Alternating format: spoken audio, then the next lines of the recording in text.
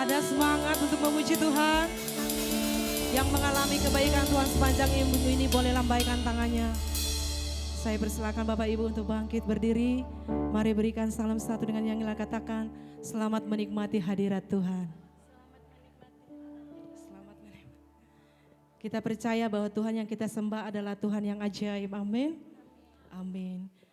Kita mau berikan hati kita untuk Tuhan. Kita siapkan hati kita untuk masuk dalam hadirat Tuhan dan mengalami perjumpaan pribadi dengan Tuhan. Amin.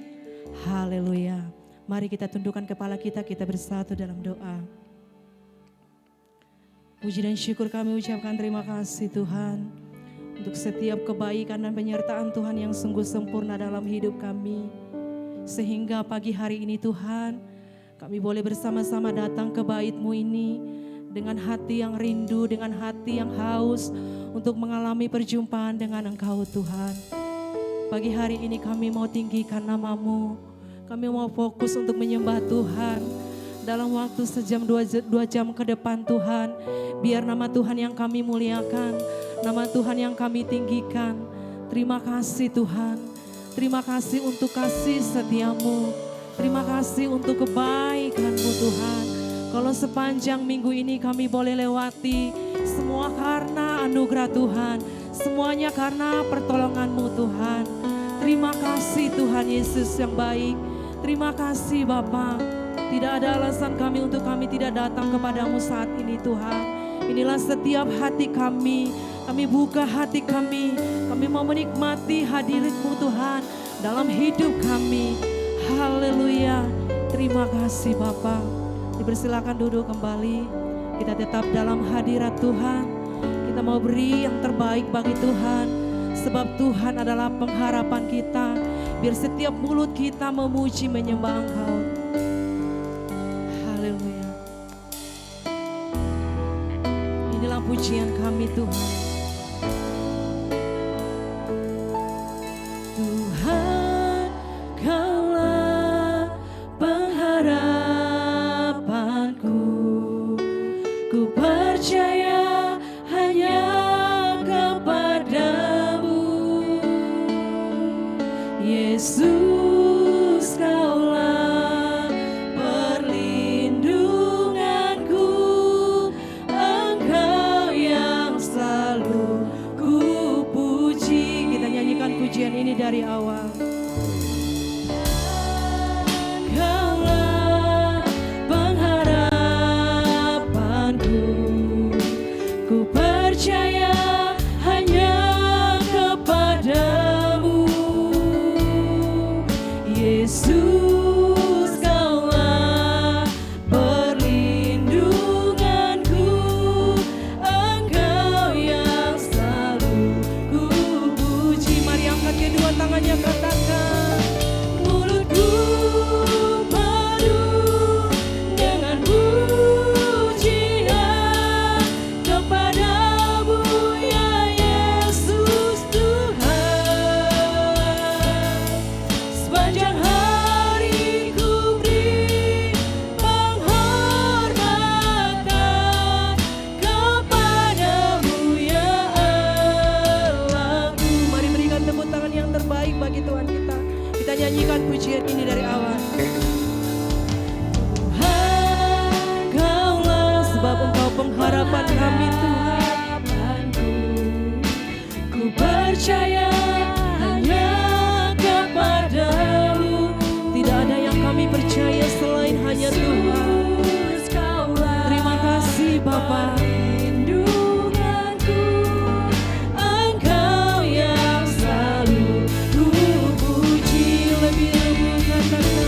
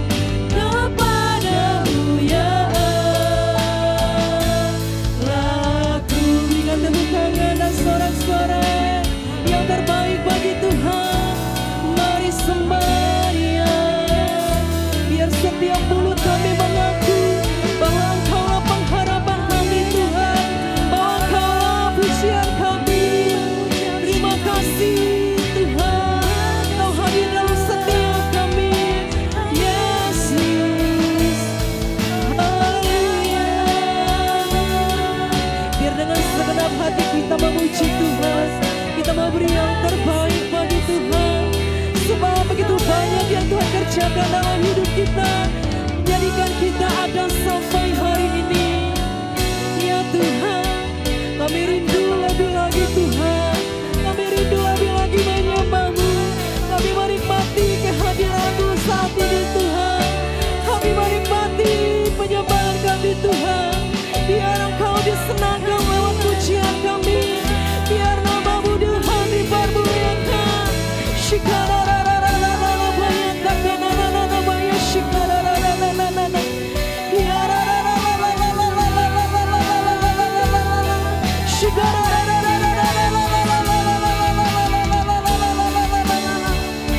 Yesus Tuhan, Kaulah pujian kami, Kaulah pusat penyembahan kami, tiada yang seperti Engkau.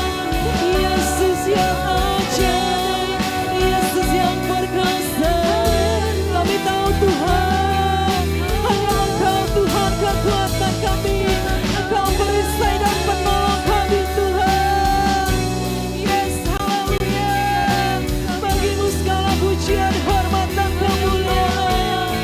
Kaulah satu-satunya pengharapan kami, Kaulah Tuhan, ya Allahku. Engkau layak dipuji, layak disembah. Mari dengan segenap hati datang menyembah Tuhan, undang Tuhan hadir saat ini. Kita percaya dan ketika kita datang dengan hati yang rindu, dengan hati yang mengasihi Tuhan, Tuhan hadir melawan saudara dan saya. Tuhan hadir memberikan pengurapan yang baru, kekuatan yang baru. Setiap masalahmu taruh di bawah kaki Tuhan. Mari datang lebih lagi, minta kekuatan yang dari-Mu Tuhan. Kami rindu Engkau Tuhan, sebab kami tahu Tuhan, di luar Tuhan kami tidak dapat berbuat apa-apa. Di luar Tuhan kami tidak bisa berjalan. Kami butuh Tuhan. Ini setiap kami Tuhan, ini setiap seruan umat-Mu. Rindu Tuhan, rindu untuk menyembah-Mu, rindu lebih lagi ya Tuhan. Inilah pujian kami, ini nyanyian kami, ya Tuhan. Shikana-na-na-na-na bayat, na-na-na-na bayat, shikana-na-na-na-na-na-na. Hina-na-na-na-na-na bayat, shikana-na-na-na-na. Kami mau bernyanyi bagi-Mu Tuhan, kami mau bernyanyi bagi-Mu lebih lagi, kami mau bersorak bagi nama-Mu Tuhan. Shikana-na-na-na-na-na-na-na-na-na-na-na-na-na. Haleluya, Yesus Tuhan yang baik. Nyanyi dan bersoraklah bagi Dia, pujian, hormat, kuasa bagi Raja. Gunung tunduk, laut bergelora, mendengar nama-Mu. Ku bersuka atas perbuatan-Mu, selamanya ku kasihi Engkau Tuhan. Tiada janji seperti yang ada pada. Nyanyi dan bersoraklah bagi Dia. Ini nyanyian syukur kami di hadapan Tuhan. Ini pujian kami, sebab Engkau Raja kami.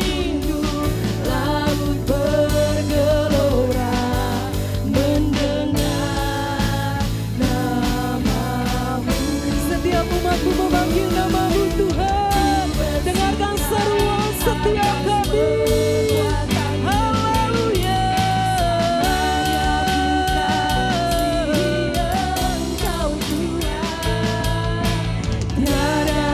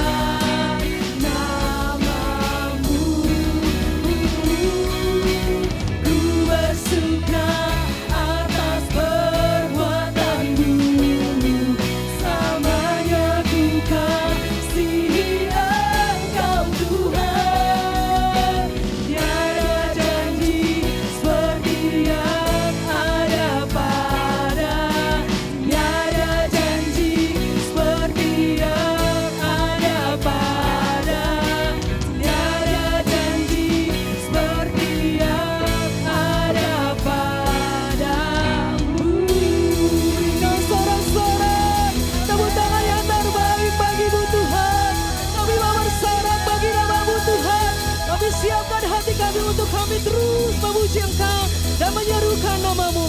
Terima kasih Tuhan. Haleluya, sama-sama katakan. Amin. Mau lebih lagi memuji Tuhan? Mari naikkan suaramu di hadapan Tuhan. Haleluya. Kami mau menyanyi bagi-Mu Tuhan. Sepanjang ibadah kami mau terus mengalami sukacita. Mari sama-sama bertepuk tangan. Sama-sama katakan. Puji dan serukan nama Yesus. Tanggalkan bebanmu. Tak perlu kau khawatir, sebab Dia sanggup. Gerakkan kakimu.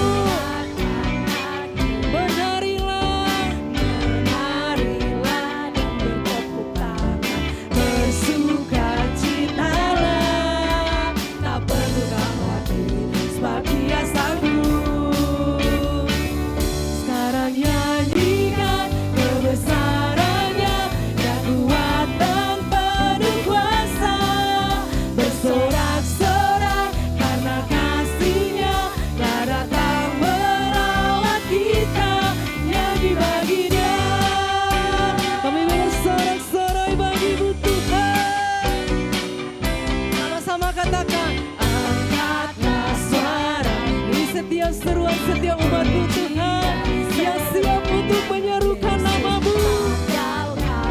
Yes. Tak perlu kau khawatir, sebab Dia sanggup. Gerakan kaki, menarilah dan bertepuk tangan, bersukacitalah. Tak perlu kau khawatir, sebab Dia sanggup.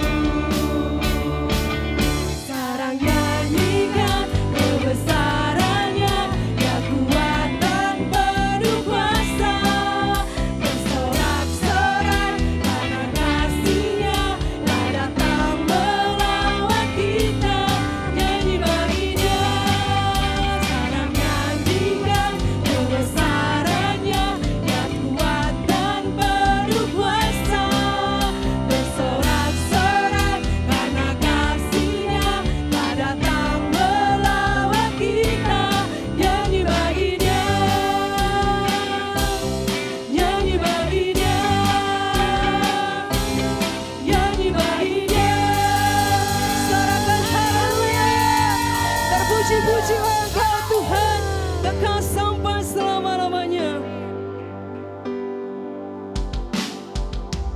Mari sambil menepuk tangan, berikan tepuk tangan yang terbaik bagi Tuhan. Kita mau memuji Tuhan lebih lagi.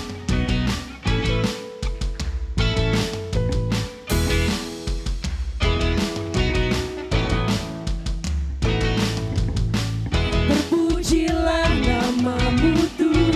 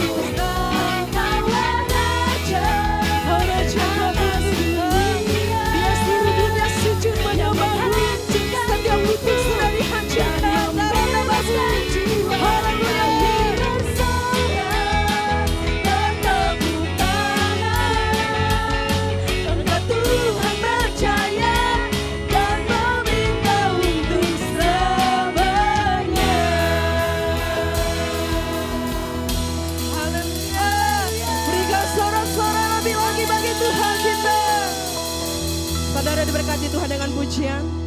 Amin. Dipersilakan duduk kembali.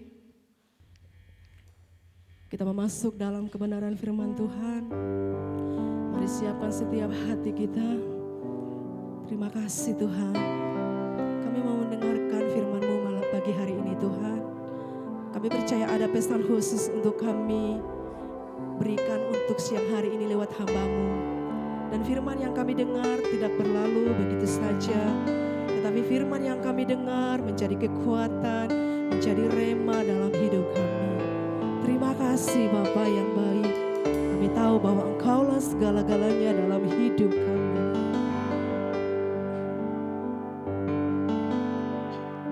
Kau Bapa yang mengasihiku, kuasa-Mu memulihkanku,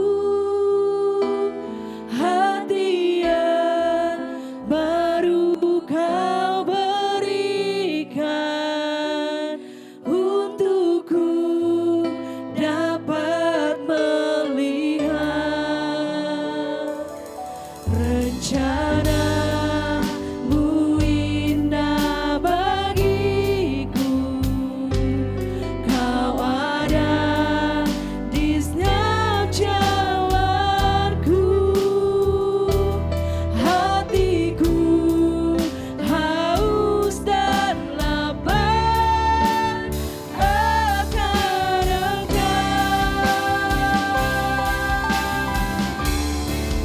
Kaulah segalanya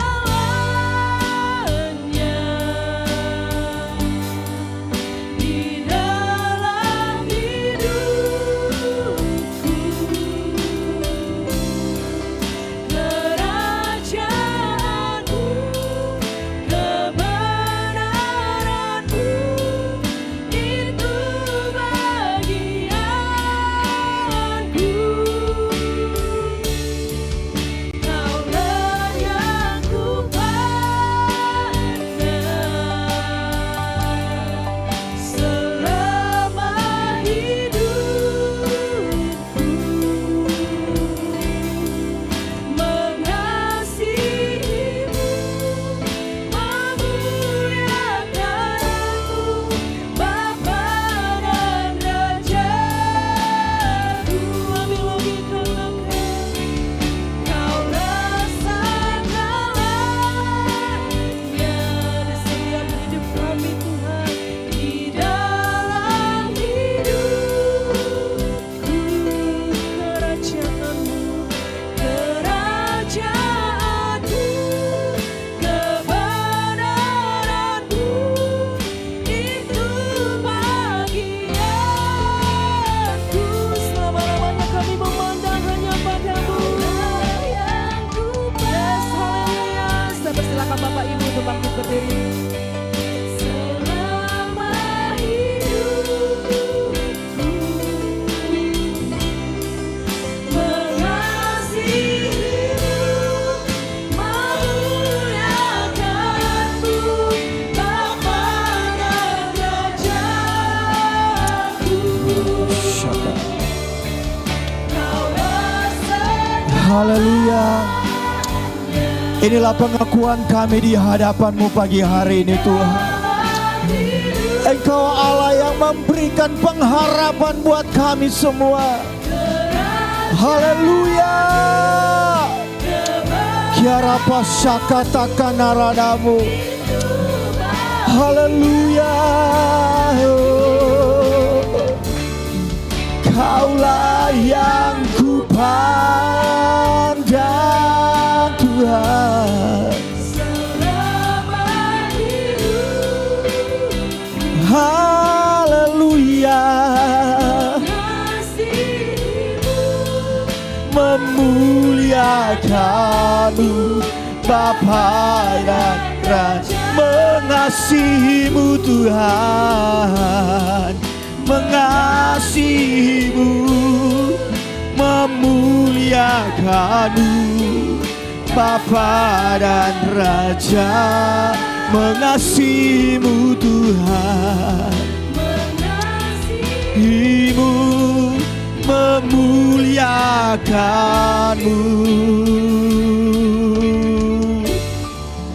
Bapa dan Raja. Mari kita berikan kemuliaan bagi Tuhan Yesus. Haleluya, haleluya, haleluya, haleluya. Terima kasih Tuhan, terima kasih. Inilah pengakuan iman kami di hadapan-Mu, bahwa Engkaulah segalanya dalam hidup kami. Apapun yang terjadi saat ini, dunia bergoncang, dunia berubah, tapi kami percaya Engkau Tuhan tetap sama dari kemarin sampai hari ini, dan selama-lamanya Engkau Allah yang tidak pernah berubah. Engkau Allah yang selalu menuntun kami, membimbing kami, mengarahkan kami, sehingga pada hari ini kami ada. Kami hanya mau berkata, ini semua anugerah-Mu Tuhan. Terima kasih untuk semua pengalaman hidup yang Tuhan berikan bagi kami. Semua pemeliharaan-Mu Tuhan. Apapun yang terjadi, kami tetap berkata, Tuhan Yesus baik dalam hidup kami. Kami akan belajar firman-Mu. Mari Roh Kudus memberikan kami pengertian yang daripada-Mu. Urapi kami Tuhan. Ubah setiap kebenaran firman-Mu dalam bahasa kami yang sederhana. Setiap kami secara pribadi akan mengerti kebenaran firman-Mu. Kami dapat praktekkan dalam hidup kami. Terpujilah Engkau Tuhan untuk selama-lamanya. Dalam nama Yesus kami siap belajar firman-Mu. Haleluya. Sama-sama katakan amin. Mari sekali lagi kemuliaan Tuhan Yesus Kristus. Haleluya. Haleluya. Shalom. Apa kabar pagi hari ini? Luar biasa. Tuhan Yesus luar biasa. Amin. Saudara yang saya kasih di dalam Tuhan Yesus Kristus, pagi hari ini kita akan belajar kebenaran firman Tuhan. Dan kebenaran firman Tuhan saya ambil di dalam kitab Ibrani 13 ayatnya yang ke-8. Jadi tema kebenaran firman Tuhan yang saya bawakan pagi hari ini temanya adalah iman yang relevan di segala zaman. Amin saudara. Jadi saudara yang saya kasih dalam Tuhan Yesus Kristus, Alkitab berkata, kita lanjut dalam slide yang berikut. Firman Tuhan berkata, Yesus Kristus tetap sama baik kemarin maupun hari ini dan sampai selama-lamanya. Ibrani 13 ayat yang ke-8. Kita bacakan bersama-sama dalam nama Tuhan Yesus Kristus. 1, 2, 3. Yesus Kristus tetap sama baik kemarin maupun hari ini dan sampai selama-lamanya. Saudara, kalau kita lihat, kita lanjut ke slide berikutnya. Saudara yang saya kasih dalam Tuhan Yesus Kristus, iman di tengah perubahan zaman. Kalau kita lihat saudara, dunia sekarang ini terus berubah. Benar? Perubahan terus terjadi dari zaman ke zaman. Hari ini dianggap baru, besok dianggap sudah usang. Apa yang kita anggap terlalu-lalu itu adalah sesuatu yang baik, sesuatu yang terbaru. Tapi dunia itu terus berubah sehingga apa yang ada hari ini yang kita anggap itu sangat hebat, ternyata di hari besok bisa berubah dan menjadi sesuatu yang sangat ketinggalan. Kalau saudara lihat perkembangan dunia, saya kasih contoh aja untuk pemain musik hari ini.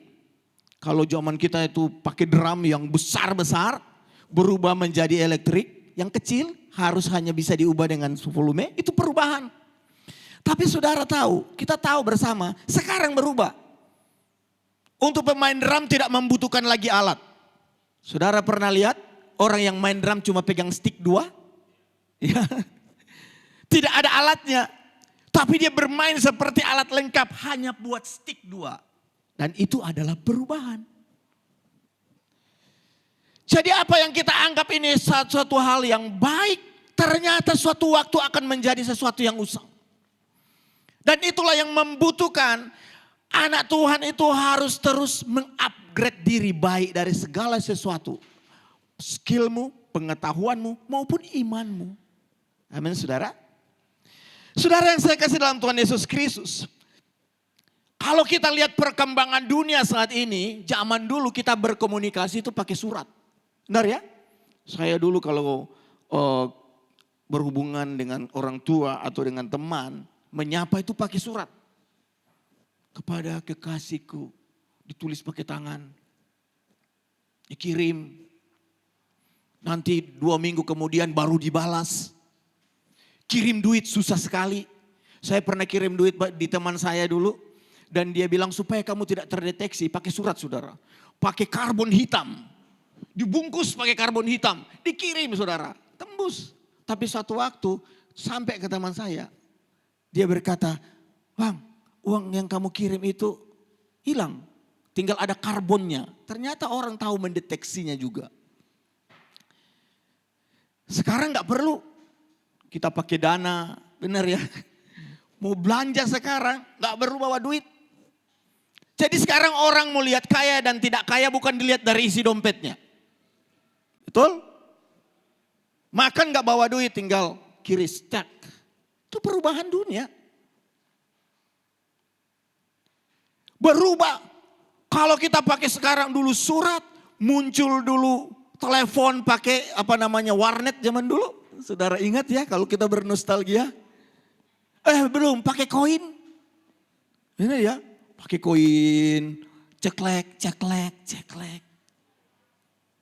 Berubah, pakai warnet. Saya telepon mama saya harus tunggu setengah jam karena warnetnya cuma ada di kota. Jadi kalau saya mau nelpon, operatornya yang angkat. Oh mau nelpon sama mamanya Sony. Iya bentar ya setengah jam dipanggil dulu. Jadi dipanggil. Dipanggil dulu mama saya di warnet baru telepon. Halo ma apa kabar? Baik. Baru bilang apa kabar baik. Ditulisannya udah 10.000. Oke ma baik ya matiin lagi karena kami mahasiswa. Zaman dulu. Mulai HP. Dan sekarang, semua berubah dengan cepat. Zaman AI. Benar saudara? Sekarang zaman AI. Apapun yang kita buat, itu sudah menjadi sebuah kemudahan. Sehingga ini menjadi sebuah masalah yang baru juga buat generasi muda. Buat saya, walaupun sudah setengah tua. Tapi bagi kita yang masih muda, itu menjadi semua masalah. Karena dengan perubahan teknologi yang ada, maka kita dituntut untuk bekerja segala sesuatu serba cepat. Cepat. Benar ya? Semuanya dipercepat. Tidak ada lagi sekarang orang hitung uang. Ditunggu 1 jam dan 2 jam baru selesai. Saya punya anak kelas 4 SD. Saudara, kelas 4 SD, dia itu mamanya suruh belajar. Kamu ada PR. Kerjakan. Iya mah, gampang. Dia main game. Sudah mau tidur, mamanya ngamuk. Istri saya orang Batak. Jadi kalau dia ngamuk tahu ya. Jadi sudah mau ngamuk, sudah anaknya langsung. Iya. Dalam waktu setengah jam gak nyampe, anak udah selesai buat kerjanya. Saya iseng pada waktu dia mengerjakan, dia duduk di sofa, saya lewat. Ternyata dia cuma foto. Tugas yang dikasih gurunya, cuma difoto. Tak. Kemudian dia pakai satu aplikasi, namanya Cici atau apa tuh. Dan cuma dia bilang, Cici jawab soal ini. Langsung keluar, cek. Disalin sama dia. Selesai. Ini dunia yang terus berkembang. Jadi bagi anak-anak muda dalam bekerja tuntutannya besar. Perusahaan sekarang tidak memakai orang bekerja dalam waktu yang lama hasilnya. Tapi cepat, tepat, efisien. Anda masuk di gedung sini aja, sudah tidak perlu ada orang yang menjaga tiket. Betul? Itu berubah. Jadi bagi anak muda, zaman berubah, perubahan yang terus terjadi menjadi tantangan buat mereka. Stres. Apa yang dulu kita anggap, wah ini hebat, jurusan yang kita ambil hebat, sekarang gak ada lagi. Ya, saudara, itulah dunia. Bagi anak-anak muda ada sebuah tantangan yang baru ketika kita masuk di dalam dunia pekerjaan. Tapi di balik Sebaliknya bagi kita orang-orang yang sudah tua. Nah itu menjadi sebuah masalah. Kita menjadi orang-orang yang sepertinya tidak tahu apa-apa, terasing di dunia ini. Benar? Apa yang kita anggap dunia selama ini kita pahami dengan masuknya teknologi yang saat ini berkembang. Kita menjadi orang yang sepertinya tidak tahu apa-apa di dalam dunia ini. Anda kalau mau buat HP, mau buat sesuatu, tinggal panggil anaknya yang SD. Nah, kamu tahu nggak ini buatnya ini apa? Betul? Dan kita menjadi seperti orang tua yang sudah bodoh sekali. Inilah dunia. Jadi anak-anak muda di dunia digital penuh dengan peluang, tetapi juga penuh tekanan. Mereka dituntut untuk selalu cepat, selalu relevan, selalu mengikuti arus. Jadi anak-anak muda yang zaman ini, kita dituntut lebih. Amin saudara. Dan bukan cuma dunia pekerjaan, di dunia pelayanan saudara. Kita mau cari ayat Alkitab, nggak perlu susah-susah zaman dulu pakai Concordance. Bener? Concordance satu kata, kasih apa itu kasih? Oh enggak. Tulis aja kasih, menurutmu apa? Dia akan jelaskan, oh kasih menurut ini begini. Ada lagi yang begini, dia kasih referensi yang banyak. Betul ya? Pastoral counseling. Pakai AI dia bisa jawab apa yang kau butuhkan. Saya pernah mencoba soalnya. Dan saya bilang kok benar ya? Dia lebih tahu isi hatiku apa. Saudara. Saya pernah melakukan itu di dalam kegalauan saya tengah malam dan saya coba. Serius, Anda cobalah. Tapi jangan sampai Tuhan itu hilang dalam hidup. Saya coba. Kemudian dalam kegalauan saya bilang, saya mau buat lagu dalam perasaanku ini. Dan jadilah lirik. Dan dalam 15 menit jadi sebuah lagu lengkap dengan musik-musiknya. Intronya semuanya lengkap. Saya kirim sama anak saya, papa ciptakan lagu, paf. Di dunia. Nah saudara, jadi sebaliknya bagi orang tua dan lansia merasa tertinggal. Ya nggak apa-apa lah, kita rela-relakan aja ya Bapak Ibu. Seolah dunia yang mereka kenal perlahan-perlahan selama ini kita kenal hilang. Di dalam dunia yang baru. Saudara yang saya kasih dulu Tuhan Yesus. Jadi di tengah-tengah perubahan sebesar ini, kadang muncul buat saya dan saudara. Apakah iman itu masih relevan gak dengan dunia sekarang? Betul? Masih relevan gak?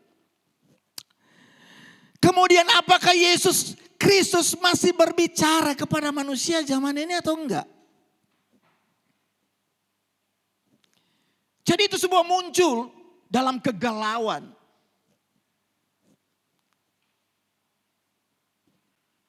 Karena banyak juga pemahaman-pemahaman yang mulai meragukan itu.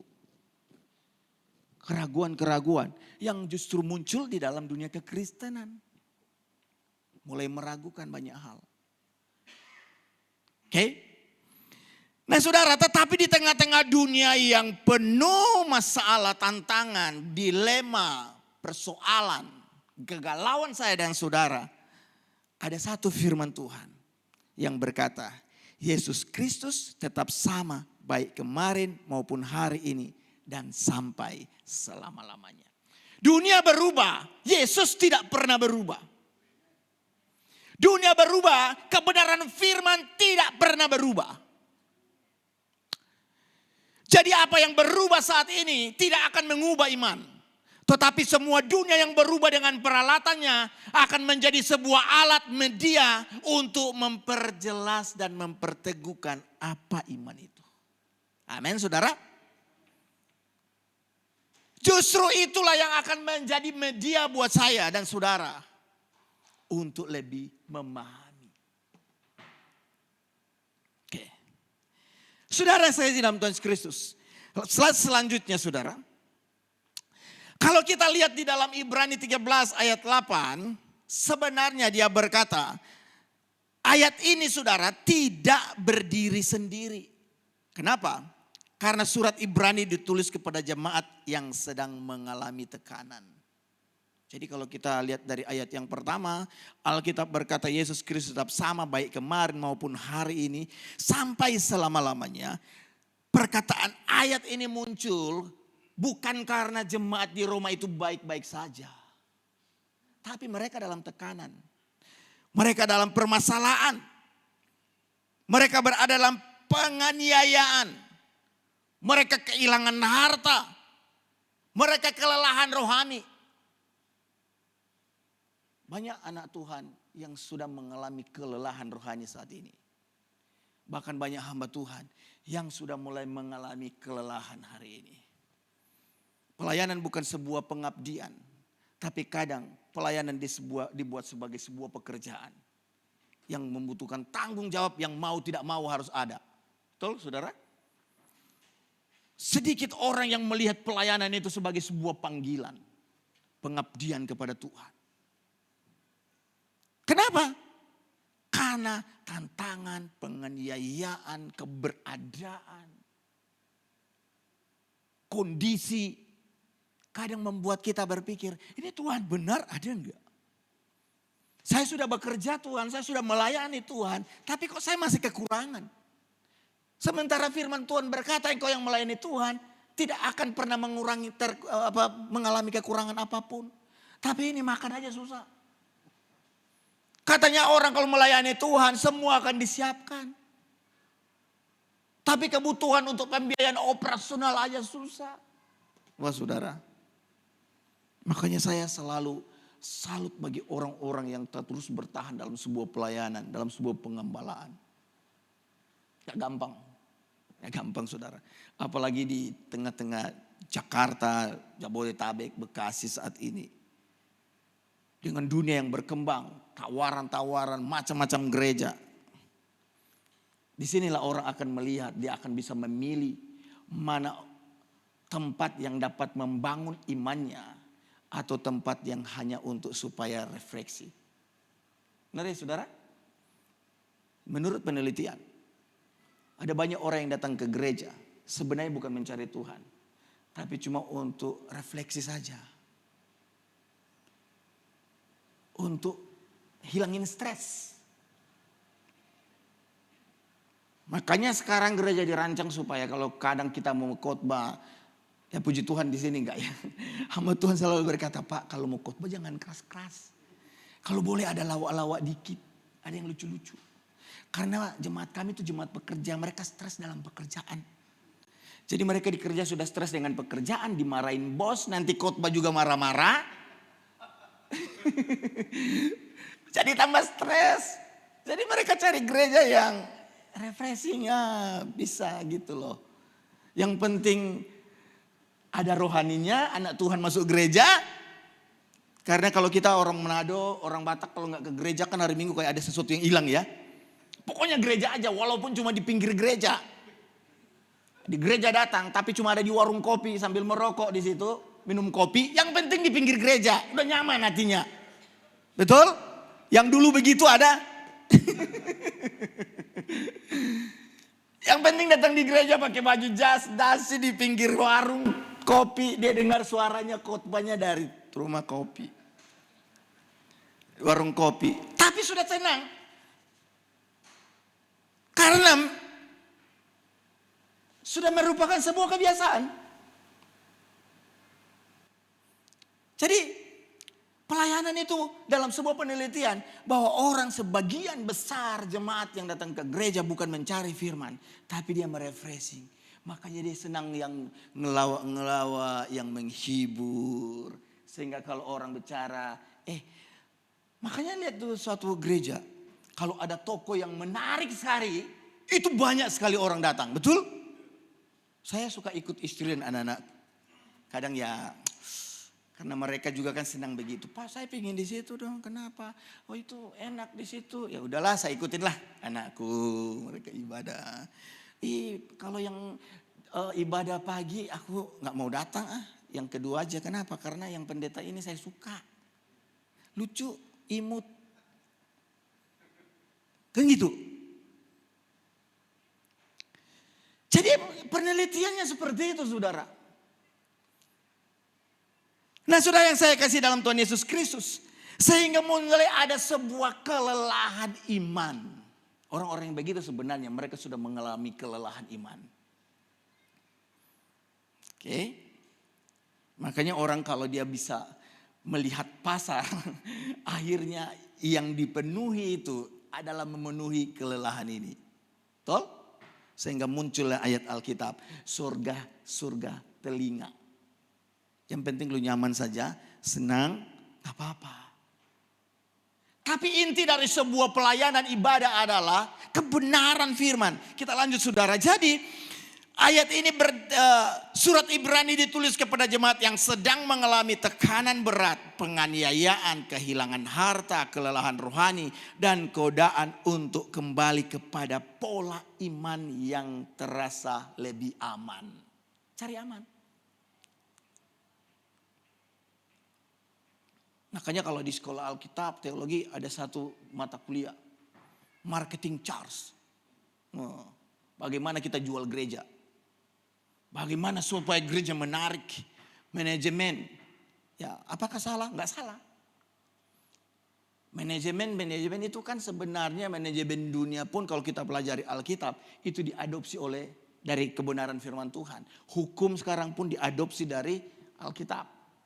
Tapi yang membedakan itu adalah goalnya. Apa tujuanmu membuat itu? Kalau cuma buat supaya jemaatnya banyak, kelihatan satu hal yang hebat. Atau yang kau membuat supaya membimbing dan membawa orang melihat kebenaran dan membawa kepada Kristus. Itu dua hal yang berbeda. Jadi saudara, ayat yang ke-7 saudara kalau kita lihat. Di sana jemaat diminta untuk mengingat para pemimpin iman yang setia. Dalam memberitakan kebenaran firman Tuhan. Jadi dalam konteks Ibrani, dalam kegoncangan, di dalam konteks ayat yang ke-7, Paulus mengingatkan bahwa kamu harus tetap ingat kepada orang-orang yang menjadi pemimpin rohani. Saya menjadi begini saudara, karena banyak mentor-mentor rohani dalam hidup saya. Saya tidak pernah punya cita-cita menjadi hamba Tuhan, jauh. Saya SMA punya cita-cita untuk jadi mafia. Ya, film-film saya itu film-film mafia. Saya ikut bela diri. Sampai sabuk hitam. Tujuannya supaya menjadi. Kenapa? Karena bagi saya mafia itu keren. Dulu orang mafia itu pintar-pintar. Bukan kayak pencuri ayam doang gitu loh. Dia punya strategi yang hebat tuh. Yang saya inginnya strateginya dia loh. Wih, jago banget. Coba kalau lihat mafianya itu. Yang ditangkapkan itu kecelok-keceloknya aja. Yang mafianya ada di atas, lihat-lihat nih. Itu. Tapi saya punya pemimpin-pemimpin iman yang membimbing saya mulai dari kampung saya. Membina saya, melihat potensi saya. Dalam keadaan lemah dia bilang, kamu bisa Son. Dikirim ke Jakarta. Saya tidak punya keluarga satupun. Tidak punya uang, tidak punya apa-apa. Dikirim ke Jakarta. Dia cuma berkata kau berjalan dengan Tuhan pasti bisa. Di Jakarta saya dibawa oleh satu orang hamba Tuhan. Saya dibina di situ, dibimbing di situ. Bahkan hari ini pun saya masih tetap dibina oleh orang hamba Tuhan lain. Saudara? Sebab itu Paulus berkata, jangan engkau melupakan pemimpin-pemimpin rohanimu. Alkitab mengajarkan itu. Kenapa? Karena kita tidak tahu hamba Tuhan yang memimpin kita. Engkau sedang bekerja. Engkau sedang melakukan apapun. Setiap pagi hamba Tuhannya berdoa. Menyebut nama jemaatnya satu persatu. Sudah tidak tahu. Saya dulu berpikir kenapa nih pendeta tuh doa panjang sekali bisa 1 jam. Apa sih yang dibilang semua? Saya 15 menit doa sudah habis kata-kata. Tapi ketika saya mulai ikut doanya. Ternyata dia mulai berdoa. Yang pribadinya sebentar. Tapi dia mulai sebut satu-satu Tuhan. Aku berdoa sama Pak Sitorus hari ini. Dia mau lamar pekerjaan. Tuhan tolong dia bukakan jalan. Biar pekerjaannya semua baik. berhasil dalam nama Yesus. Saudara, ketika saya melayani ada di tempat lain, hamba Tuhan gembalaku mendoakan saya. Makanya ketika saya pergi pelayanan misi saudara, ketika diutus oleh satu organisasi, saya tidak pernah takut. Serius, saya sudah keliling hampir seluruh Indonesia. Kenapa? Karena saya percaya di belakang saya ada orang-orang yang sedang mendoakan saya. Dalam nama Yesus kami berdoa buat Pak Suni yang pelayanan hari ini tempat ini, yang kau buka jalan tidak ada masalah apapun. Sebab itulah Paulus berkata, jangan pernah kau lupakan pemimpin-pemimpin rohani. Amin saudara. Saya kemarin ngomong sama istri saya, yang saya akan besuk ke semua pemimpin-pemimpin rohani saya. Banyak saudara, kalau saya hitung lebih dari 5. Yang memimpin saya. Jadi yang kedua saudara, ayat ke-9, ayat pasal ini diingatkan oleh jemaat, oleh Paulus, dia berkata jemaat diperingatkan agar tidak disesatkan oleh berbagai ajaran asing. Sekarang ini banyak ajaran. Tentang Yesus aja banyak pemahaman. Goncang-gancing gereja. Ada yang berkata Yesus itu adalah diangkat menjadi Tuhan. Makanya ada seorang hamba Tuhan yang dia berkhotbah. Dan dia berkata sebelum Yesus jadi Tuhan. Loh itu sebuah pemahaman loh. Kalau sebelum Yesus jadi Tuhan berarti ada pernah waktu di mana Yesus tidak jadi Tuhan. Terus dia jadi apa? Ada yang berkata Yesus itu kecil. Makanya Alkitab berkata jemaat itu supaya jangan disesatkan oleh berbagai ajaran sesat. Makanya buat saya ya saudara, untuk bertumbuh dalam sebuah pelayanan adalah bagaimana kita berada di satu tempat yang tepat dan belajar dan bertumbuh di situ. Saya selalu percaya itu. Belajar jangan belajar sendiri. Ada teman-teman saya yang berkata, mau belajar firman Tuhan mah nggak usah ke gereja pun, kita cari aja di internet. Saudara tidak paham mungkin. Yang kalian baca itu adalah teologi liberal. Yang kita baca itu jangan-jangan punya saksi Yehova. Karena sebenarnya pendeta-pendeta karismatik kayak kita tuh, Pantekosta, GBI, jarang nulis-nulis. Benar ya saudara? Mau dosen pun jarang, coba cek ada. Paling beberapa. Kalau ada pun karya ilmiahnya cuma karena untuk naik BKD aja. Itu aja. Karena hamba-hamba Tuhan kita lebih senang berkhotbah, memberitakan Injil daripada menulis. Benar ya? Sehingga yang keluar itu bukan lagi dari kita, banyaknya di luar. Nah, jadi jemaat diperingatkan untuk tidak disesatkan oleh berbagai ajaran. Di antaranya, saudara kalau kita lihat, muncul deklarasi besar, Yesus Kristus. Makanya dalam ajaran-ajaran yang diajarkan oleh berbagai macam paham hari-hari ini, Paulus menegaskan bahwa Yesus Kristus tetap sama. Teologi liberal berkata sekarang gak butuh mujizat. Mujizat itu hanya untuk orang-orang zaman dulu karena punya keterbatasan dan mengharapkan sesuatu yang supranatural. Sekarang gak perlu. Makanya semua yang mujizat diusulkan supaya dihapus dalam Alkitab. Karena kata mereka, teologi liberal berkata, tidak lagi relevan dengan dunia zaman hari ini.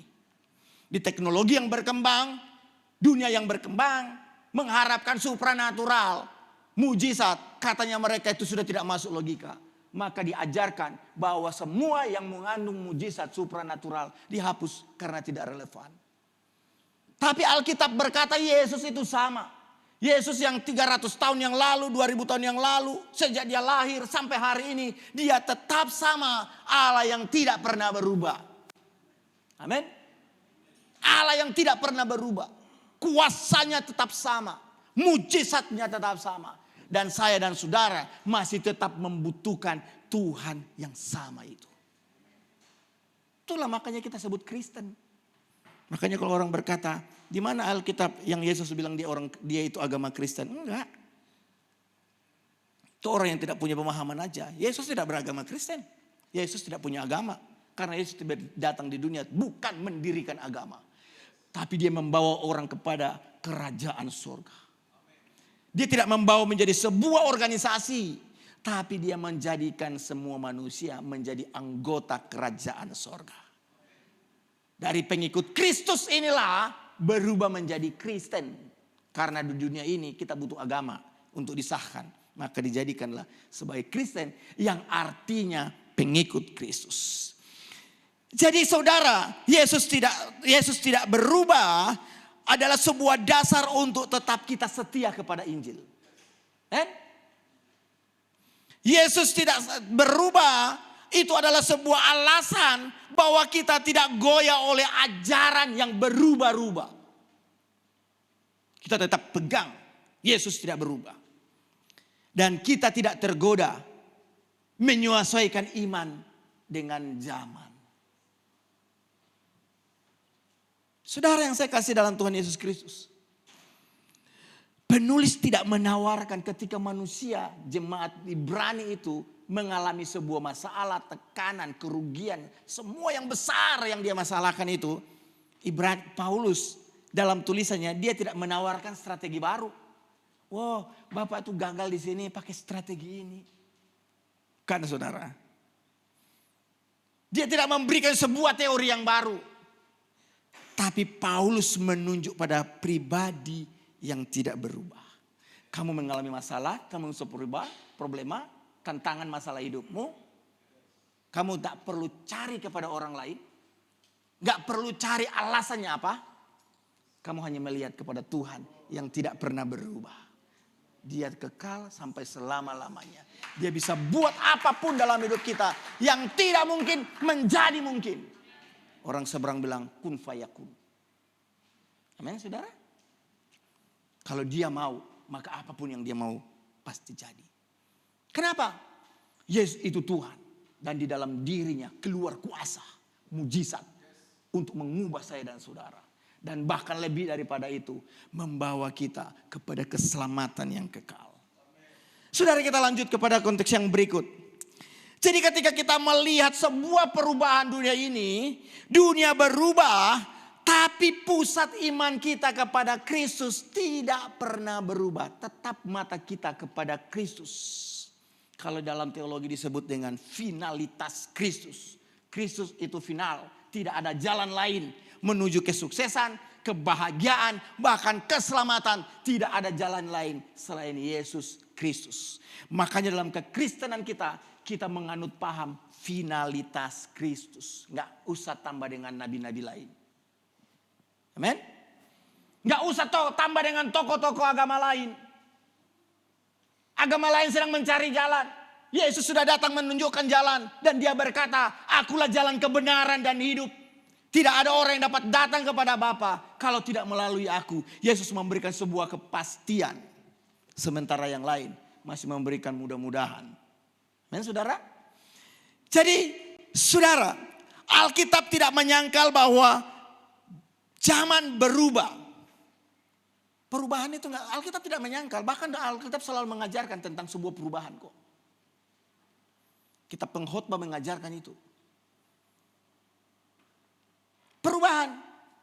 Dan kita pun tidak bisa menghindar dari perubahan zaman ini. Perubahan itu pasti. Amin saudara. Perubahan itu pasti. Saya pasti tua. Betul? Karena itu pasti.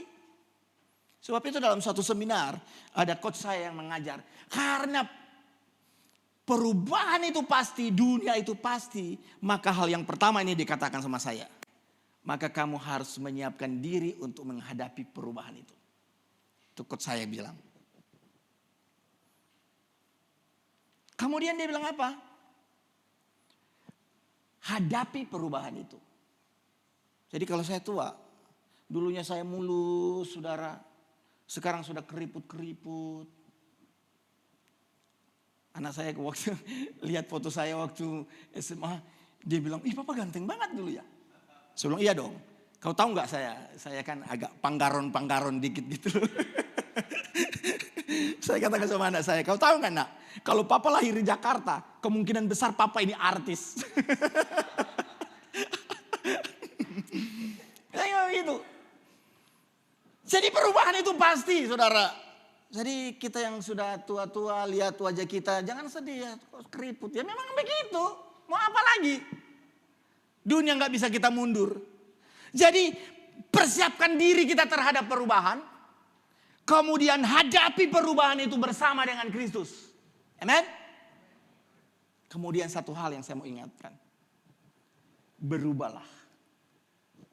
Beradaptasi dengan perubahan itu. Amin saudara.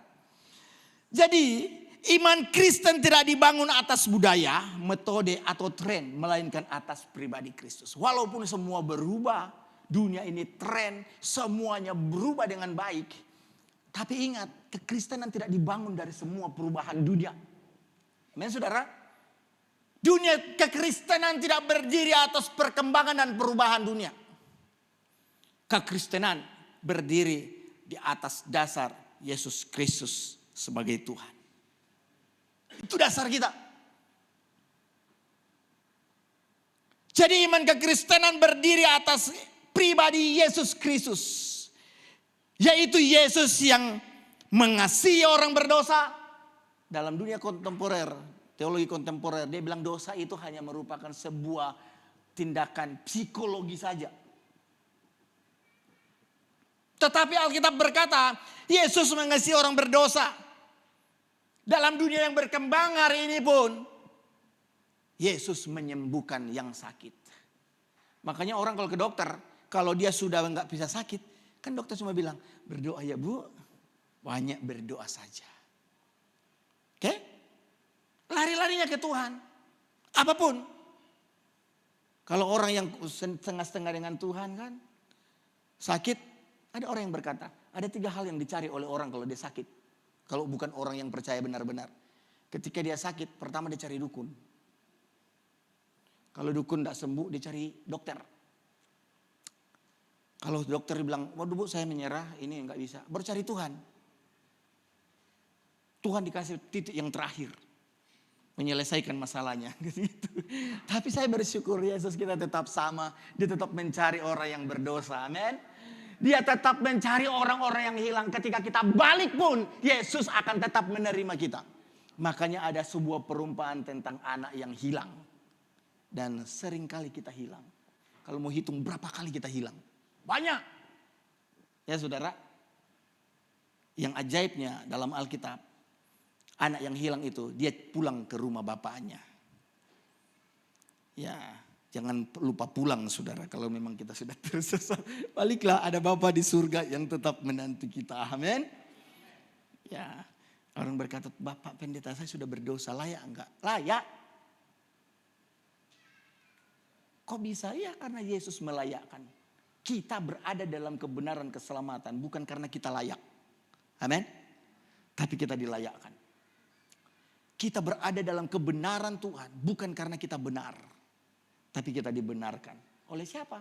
Oleh Yesus Kristus lewat kayu salibnya. Jadi saudara. Yesus itu sama. Kemarin, hari ini, sampai selama-lamanya. Masalah manusia terus berubah. Akar dosa, akar sebuah perubahan itu dosa, ketakutan, kesepian, kerinduan akan makna hidup. Saya pernah saudara dalam sebuah pelayanan, saya melayani Tuhan karena saya pikir itu keren. Karena sebenarnya saya gak mau melayani Tuhan, gak ada cita-citanya. Karena saya pengen kuliah aja. Saya pengen kuliah, nangis pengen kuliah, orang tua gak bisa bayar. Tiba-tiba orang mama saya tahu saya pengen kuliah, dia bilang, Son, kamu pengen kuliah kan? Iya. Mau gak kamu kuliah tempat gratis? Oh boleh. Apalagi gratis. Oke nanti minggu depan kita pergi. Saya siapkan semuanya. Pergilah saya dengan mama saya mau pergi kuliah gratis. Turun di satu gedung sekolah. Saya baca sekolah Alkitab. Ya udahlah gak apa-apa. Tapi itu jalur yang Tuhan bawa. Sampai hari ini saya berada di jalurnya Tuhan. Dan Tuhan itu tidak pernah salah. Amin. Saya akan merenungkan, saya pulang ke kampung saya dan saya berkata, kalau saya tidak ikut Tuhan, saya bukan meremehkan teman-teman saya. Tapi saya berkata, kemungkinan saya kayak temanku yang ini, yang ini, yang ini. Yang tiap malam ketemunya di got. Mabuk. Betul, kalau saudara ke Manado, aduh, gak ada hari tanpa mabuk. Orang mati, mabok. Orang kawin, mabok. Ibadah Natal, mabok. Saudara pernah lihat hamba Tuhan yang habis pimpin ibadah, pulang diantar sama majelisnya karena mabuk. Saya suka lihat. Karena di belakang mimbarnya ada bir. Habis perjumpaan itu kan pakai bir. Zaman dulu ya. Dia beli 5-6. Ya sayang dong. Habis sama pendetanya. Pulang diantar sama jemaatnya. Mabok. Ya. Saya bersyukur saya gak pernah mabok. Karena saya lihat orang-orang mabok itu. Dia punya harkat hakikatnya jatuh banget. Kakak saya itu pemabuk banget. Kadang kita tinggal cari angkat di got gitu loh saudara. Harga dirinya hilang. Tapi ada lucunya yang saya lihat. Kalau orang yang mabuk ini dari gereja A, dia mau bertobat pergi ke gereja B, dianggap sesat. Benar gak? Saya dulu waktu bertobat, saya ikut satu titik yang saya ambil gereja. Ya Pantekostalah karismatik yang saya lihat dia akan membina rohani saya. Saya dianggap sesat sama gereja saya sebelumnya. Jadi mereka lebih senang melihat kita di got daripada kita di gereja bawa Alkitab. Munafik tuh anak muda itu. Munafik. Sehingga pada waktu saya bertobat saudara, gereja kami kan begini, ada tiang-tiang begini tuh. Saya selalu kursi saya pas di tiang, di belakang sini tiang sebesar ini. Tujuannya supaya saya tidak dilihat sama teman-teman saya yang lewat nih. Karena mereka ngintip. Waktu saya dibaptis, saya ketemu dengan majelis saya dan dia berkata, kalau dosamu mau dihapus mah bukan diselam, bukan mandi di kolam kau. Rendam pakai air panas sampai kelupas kulitmu. Itu baru dosamu bersih. Mandiin di air panas. Dia orang Manado bilang celup, colok di air panas pada dia. Tapi saya bersyukur. Makanya saya selalu ingat kepada pemimpin-pemimpin rohani. Mereka ada di garis depan saya loh saudara. Aduh ajaib banget. Mereka yang cariin saya sponsor. Kalau kamu ada di sini Son, kamu akan tetap tidak bisa berkembang, keluar.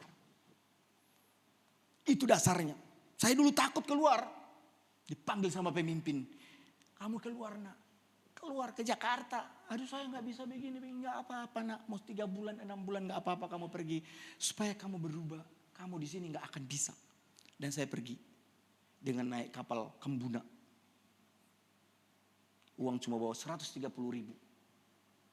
100-nya saya taruh di tas paling bawah. Untuk modal Jakarta 30 saya taruh di saku belakang. Pikul tas. Saya berpikir 30.000 ini akan saya jadi modal beli permen di kapal laut. Karena kan dapat makan. Saya gak tahu karena baru kali itu merantau. Ternyata banyak pencopet juga. Uang 30 yang saya sisipin di saku dicopet. Padahal akhirnya saya datang di Jakarta cuma bawa 100.000 tahun 99. Saya menangis di Tuhan. Tuhan saya mau bertobat kok begini susahnya. Mending saya gak bertobat. Menangis saya. Aduh. Dan saya ingat waktu saya kuliah. Saya dikeluarkan oleh dosen saya bahasa Ibrani. Karena harus fotokopi diktat. Saya nggak punya uang sama sekali. Karena begitu saya datang, saya pikir dijemput, begitu dijemput, yang jemput bilang, kamu kasih 50 ribu ya, karena ganti bensin. Jadi 100 ribu saya udah keluar 50 ribu, tinggal 50 ribu. Beli makan habis. Dan saya dikeluarkan. Tapi ada satu kakak rohani saya. Waktu saya dalam keadaan kalut, dia bilang, Son, kenapa kamu berpikir kok pusing begini? Saya bilang saya diusir sama guru dosen namanya mahasiswa baru ya. Gak bisa masuk kelas. Dan kami sama-sama susah. Dia bilang saya juga susah, saya gak punya uang. Emang berapa fotokopinya? 8.000. Saya cuma punya 6.000. Yang penting kamu ada fotokopi. Dia kan gak akan periksa sampai terakhir katanya. Fotokopi aja tunjukkan depannya. Saya fotokopi harga 6.000. Saya bisa masuk dan saya berdoa Tuhan. Kalau Tuhan memberkati saya akan ganti 600 kali lipat apa yang dia kasih ke depan. Suatu waktu pelayanan berapa tahun kemudian, kami kumpul reuni di Ancol di sana. Dan orang itu datang. Saya diingat Tuhan, kau bilang 600, kamu harus balikin. Saya panggil orang itu, kami makan dengan anak-anaknya. Saya tidak ngomong ke dia apa yang saya, latar belakang apapun saya nggak ngomong. Saya hanya ngomong sama Tuhan, ini nasarku Tuhan, saya balikin 6.000 fotokopi bahasa Ibrani. Puluhan tahun yang lalu. Saudara, jadi Yesus itu cukup buat saya dan saudara. Amin. Saudara yang saya kasih dalam Tuhan Yesus Kristus, kita lihat yang berikutnya saudara. Yesus tidak pernah ketinggalan zaman. Orang bilang kamu ikut Yesus ketinggalan zaman. Sering kita berkata, pernah dengar gak? Gereja itu harus relevan. Gereja itu jangan sampai ketinggalan. Pernyataan ini benar, tapi harus dipahami dengan tepat. Yang perlu diperbaharui saudara, bukan cara mencapainya itu. Tapi iman itu yang harus kita fokuskan. Amin saudara. Jadi semua dunia yang saya katakan tadi menjadi sarana kita untuk mencapai tujuan. Untuk apa? Iman kita bertumbuh. Amin. Nah dalam konteks Ibrani 13, ketidakberubahan Kristus menjadi sebuah alasan untuk menolak ajaran asing yang mencoba menyesuaikan Injil dengan zaman. Zaman Injil tetap sama. Metodenya yang berubah kalau belajar ke teologi kontekstual. Jadi Yesus tidak mengikuti zaman yang relevan. Justru setiap zaman diuji oleh Yesus. Amin. Yesus tidak dipengaruhi oleh eksternal. Tapi Yesuslah yang mengubah segalanya. Kenapa? Karena ketika dunia mengajarkan relatif. Orang selalu berkata, enggak usah terlalu sok rohani kau. Itu menurutmu saja kok. Benar menurutmu belum tentu menurutku benar. Itu relativisme. Karena berpotokan cantik buatmu belum tentu cantik buatku. Sehingga tidak ada satu yang absolut di dunia ini. Tidak ada yang mutlak. Tapi Yesus mengajarkan kebenaran. Bahwa Yesus itulah sang mutlak. Amin. Jadi ketika dunia mengajarkan relativisme, Yesus tetap menyatakan kebenaran. Dunia memuja kecepatan dan prestasi dan kesuksesan, Yesus menguji kesetiaan. Amin, saudara. Ketika dunia mengukur nilai manusia dari pencapaian, Yesus memandang manusia melalui kasih karunia. Orang kadang melihat apa yang kita hasilkan. Betul? Tapi ingat, Yesus tidak pernah melihat apa yang kita hasilkan. Yesus melihat kita dalam pandangannya yang penuh kasih karunia Tuhan. Jadi saudara,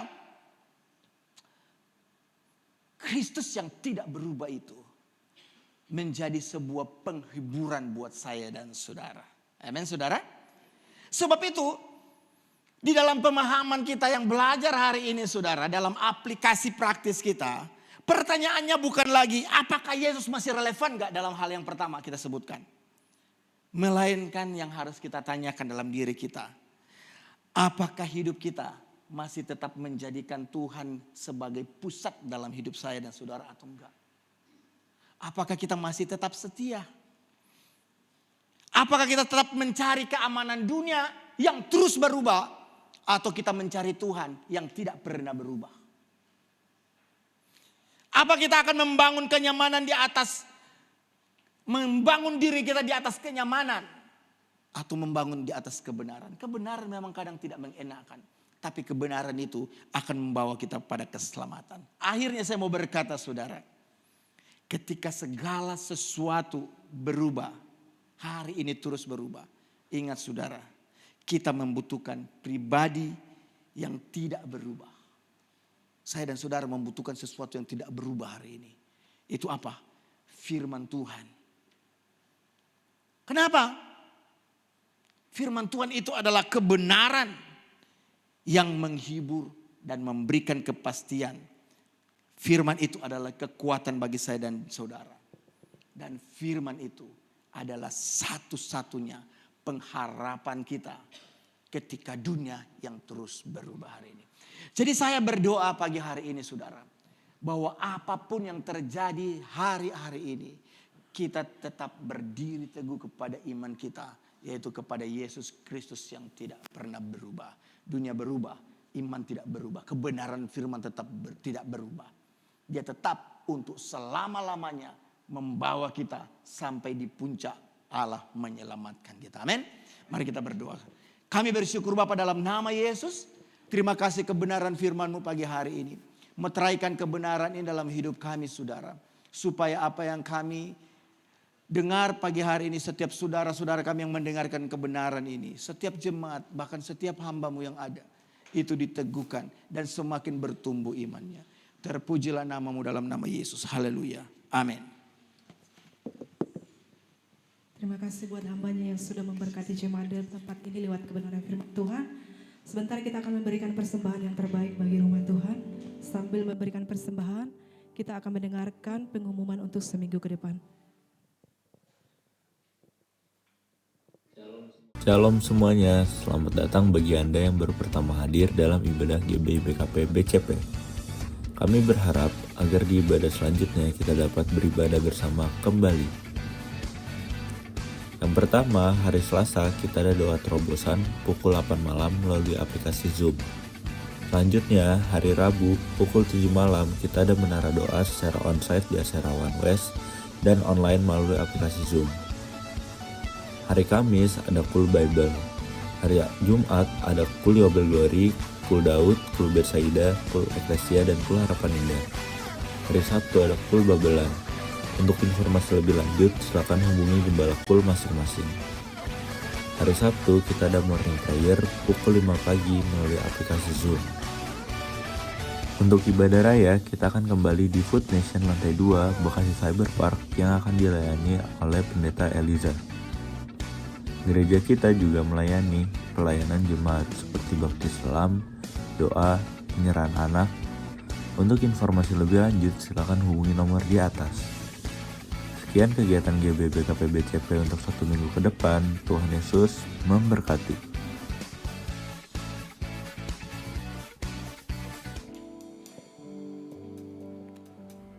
Mari kita berdoa. Bapa kami yang bertata di dalam kerajaan surga, di dalam nama Tuhan Yesus, sungguh kami bersyukur pagi hari ini Tuhan. Dan kami rasakan ada lawatan, ada jamahan, urapan yang baru turun bagi setiap kami. Terima kasih Bapak atas penyertaan-Mu ibadah yang pertama ini. Kami merasakan kami masuk dalam atmosfer kerajaan surga. Kami telah mendengarkan sebagai firman-Mu Tuhan. Firman yang membuka hati mata rohani kami. Di tengah dunia yang tidak semakin baik. Dunia dengan perubahan yang tidak menentu. Ketika firman-Mu disampaikan pagi hari ini. Dan kami akan berkata sekali Yesus tetap Yesus. Karena kami tahu Engkau Yesus adalah Tuhan dulu sekarang dan sampai selama-lamanya tidak pernah berubah. Beri kami Tuhan kekuatan dan kemampuan terus berjalan seturut dengan kehendak-Mu Tuhan. Untuk kami mencapai satu keselamatan yang mana Kau janjikan bagi setiap kami. Terima kasih Bapa. Ketika firman yang ditaburkan pagi hari ini kami telah merasakan yang sakit telah disembuhkan. Yang berarti diberikan kekuatan kemampuan Tuhan. Dan kami merasakan kelegaan kemerdekaan di dalam Kristus. Oleh karena itu kami percaya Tuhan. Kami tidak sama ketika kami datang. Dan kami pulang kami mendapat satu kemenangan daripada Tuhan. Terima kasih Bapa. Juga kami bersyukur Tuhan. Atas kehadiran hamba-Mu yang Kau utus pagi hari di tempat ini. Yang telah menyampaikan berkat firman-Mu bagi setiap kami. Oleh sebab itu Tuhan Yesus, kami akan mengangkat tangan kami. Dan kami akan berdoa untuk hamba-Mu Tuhan Yesus.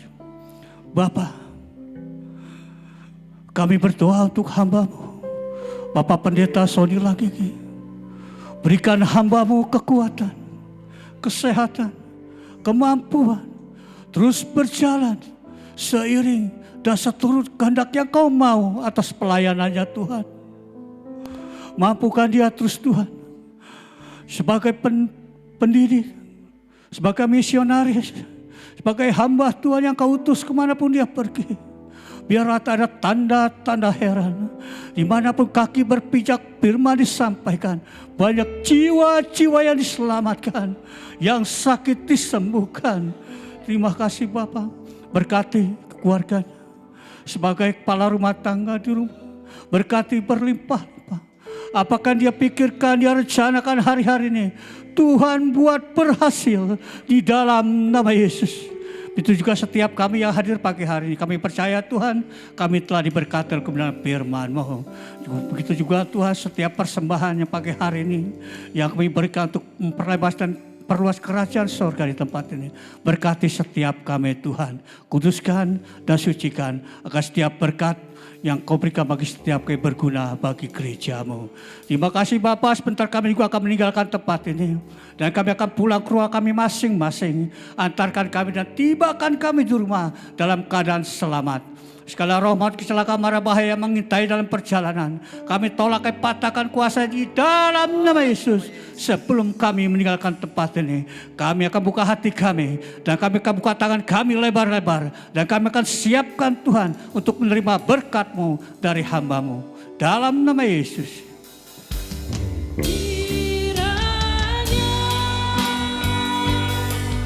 Engkau memberkati aku berlimpah-limpah dan memperluas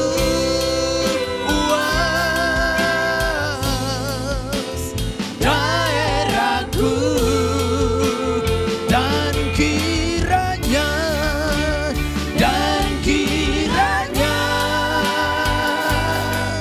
tangan-Mu menyertai aku dan melindungi aku. Mari angkat kedua tangan saudara. Daripada malapetaka sehingga kesakitan tidak menimpa aku. Sekali lagi katakan sungguh-sungguh kepada Dia. Kiranya Engkau memberkati aku berlimpah-limpah dan memperluas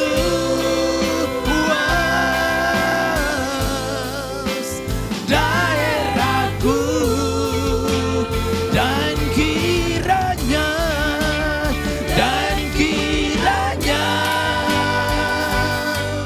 tangan-Mu, tangan Tuhan yang perkasa, yang menyertai memimpin seluruh hidupmu. Terima kasih Tuhan Yesus. Daripada malapetaka sehingga kesakitan tidak menimpa aku, sehingga kesakitan tidak menimpa aku, sehingga kesakitan tidak menimpa aku.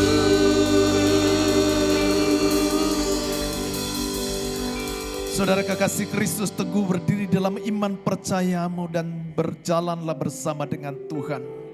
Kasih dan anugerah yang berlimpah-limpah dari Allah Bapa di dalam sorga, di dalam Anaknya yang tunggal Tuhan kita Yesus Kristus, persekutuan yang indah yang manis dengan Roh Kudus menyertai saudara mulai dari pagi hari ini sampai Maranatha. Yesus Kristus datang kali kedua menjemput kita danawan dan memerintah bersama dengan Dia hidup kekal selama-lamanya. Setiap kita yang telah diberkati dan menjadi berkat, mari sama-sama katakan amin. Salam kiri kanan saudara, selamat berhari Minggu, Tuhan Yesus berkati. Selamat hari Minggu, Tuhan Yesus memberkati.